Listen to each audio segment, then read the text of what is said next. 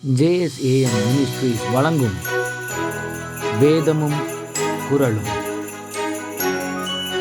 இன்றைய வேதவசனம், மனுஷனுடைய ஞானம் அவன் முகத்தை பிரகாசிக்க பண்ணும், அவன் முகத்தின் மூர்க்கம் மாறும். குறள் இப்படியாய் சொல்லுகிறது: அடுத்தது காட்டும் பளிங்கு போல் நெஞ்சம் கடுத்தது காட்டும் முகம். இதனுடைய விளக்கம் என்னவெனில், கண்ணாடி தனக்கு உள்ளதை காட்டுவது போல ஒருவரது மனதில் உள்ளதை அவரது முகம் காட்டிவிடும்.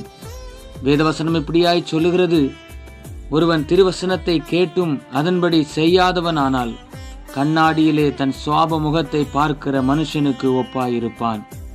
சிந்தனைக்கு, நாம் எல்லாரும் திறந்த முகமாய் கர்த்தருடைய மகிமையை கண்ணாடியிலே காண்கிறது போல கண்டு ஆவியாயிருக்கிற கர்த்தரால் அந்த சாயலாகத்தானே மகிமையின் மேல் மகிமையடைந்து மறுரூபப்படுகிறோம். ஜெபிப்போம்.